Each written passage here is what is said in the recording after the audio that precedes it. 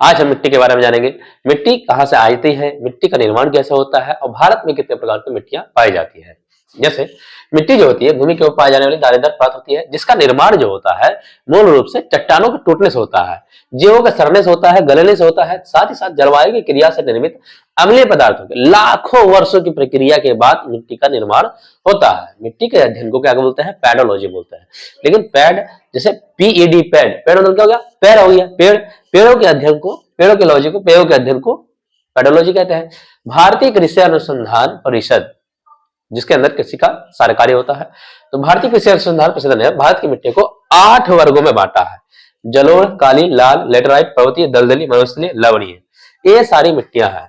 मुख्य रूप से 4 मिट्टियां होती है, जलोढ़, काली, लाल और लेटराइट। ये मुख्य रूप से 4 मिट्टियां भारत में ज्यादातर पाई जाती है।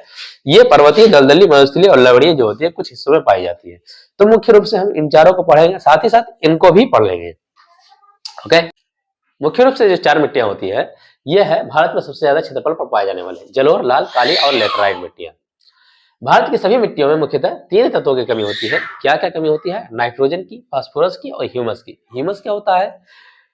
यह भूरे काले रंग का कार्बनिक पदार्थ है जो पेड़ पौधे तथा जंतुओं के प्राकृतिक रूप से सड़ने गलने से जो कार्बनिक पदार्थ निर्मित होता है उसे ह्यूमस कहा जाता है। जैसे ह्यूमस वही चीज है जैसे पेड़ पत्तियों से जो हर साल पेड़ों पत्तियां झड़ती है, साथ ही साथ जो जंगलों में जानवर, छोटे छोटे कीड़े मकोड़े जितने भी मरते हैं, तो मरने और गलने के बाद और सड़ने के बाद वो जो पदार्थ बन जाते हैं वही ह्यूमस होते हैं।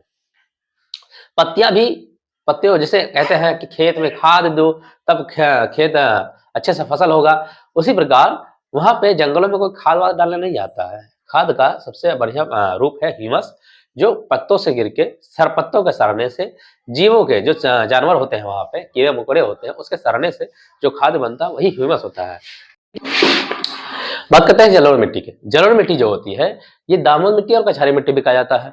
जलोढ़ मिट्टी का मतलब क्या होता है? जल से जो लुढ़कते हुए मिट्टी आती है वही जलोढ़ मिट्टी है। जैसे लुढ़कते हुए नहीं, जल से, जैसे पहाड़ी क्षेत्रों में जो होता है जल के बहाव से जितनी मिट्टियां आती है जो उत्तरी क्षेत्रों में फैल जाती है, उत्तर भारत में वो सारी मिट्टी जो होती है वो जलोढ़ मिट्टी होती है।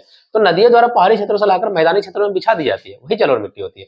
जलोढ़ मिट्टी भारत में पाए जाने वाले सर्वाधिक उपजाऊ होते हैं, क्योंकि भाई नदियों के द्वारा बहाव से आता है तो खाद्य पदार्थ जो होता है समय समय पे मिलते रहता है। भारत का संपूर्ण उत्तरी मैदान जो होता है तटीय मैदान है, और प्रचुरता क्या होती है इसमें? चूना और पोटेशियम की मात्रा ज्यादा पाई जाती है। साथ ही साथ नाइट्रोजन, फास्फोरस और ह्यूमस की सभी मिट्टियों में कमी होती है, तो इसमें भी कमी होती है।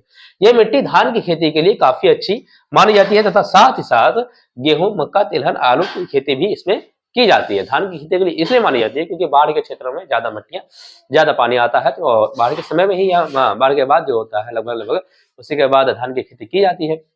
इसलिए धान के लिए क्या होती है? अच्छी मिट्टी मानी जाती है। अगला जलोढ़ मिट्टी जो होती है वो 2 प्रकार की होती है। जलोढ़ मिट्टी जो है वो 2 प्रकार की होती है। वो क्या है? बांगर है और खादर है। बांगर मतलब पुरानी जलोढ़ मिट्टी जो नदियों के द्वारा बहाई हुई है, बिछाई हुई है उत्तरी मैदान में, उत्तरी भारत में, लेकिन वो क्या होती है? वो जो पुरानी हो जाती है वो बांगर कहलाती है। जो नई बाढ़ के बाद नई मिट्टी उसके ऊपर रख दी जाती है, वो नई मिट्टी, उसे क्या कहते हैं? खादर कहते हैं। उसे क्या कहते हैं? खादर मिट्टी। जैसे बांगर मतलब भंगार समझ लिया, जो भंगार है वो पुरानी जो चीज है वो भंगार है। तो मतलब यही है कि जो पुरानी जलोढ़ मिट्टी होती है, जो नदियों के द्वारा पुरानी बहाई हुई मिट्टी है वो बांगर है, और जो नई बहाई हुई मिट्टी में नदियों के द्वारा नई बहाई हुई मिट्टी है वो खादर है। अब बात आती है काली मिट्टी की। काली मिट्टी जो होता है इसका निर्माण जो होता है बेसाल्ट चट्टानों के टूटने से होता है। बेसाल्ट चट्टानें बनती कहां से? ज्वालामुखी के विस्फोट के बाद कुछ समय बाद ये चट्टाने के रूप में जो परिवर्तित होती है वो बेसाल्ट चट्टानें कहलाती है। और बेसाल्ट चट्टानें कई वर्षों तक टूटने फूटने के बाद जब मिट्टी का रूप लेती है तो वो काली मिट्टी में बन जाती है। काली मिट्टी को रेगुर मिट्टी और कपास की मिट्टी या लावा मिट्टी भी कहा जाता है। लेकिन काली मिट्टी का जो काला रंग होता है वो कैसा होता है? वो बिल्कुल मैग्नेट के जैसा होता है। टिटेनिफेरस मैग्नेट बोलते हैं, यदि आपको याद ना रहे इसीलिए यहाँ पे मैग्नेट का चित्र दिया गया है कि काली मिट्टी का जो रंग होता है वो टिटेनिफेरस मैग्नेट के जैसा होता है।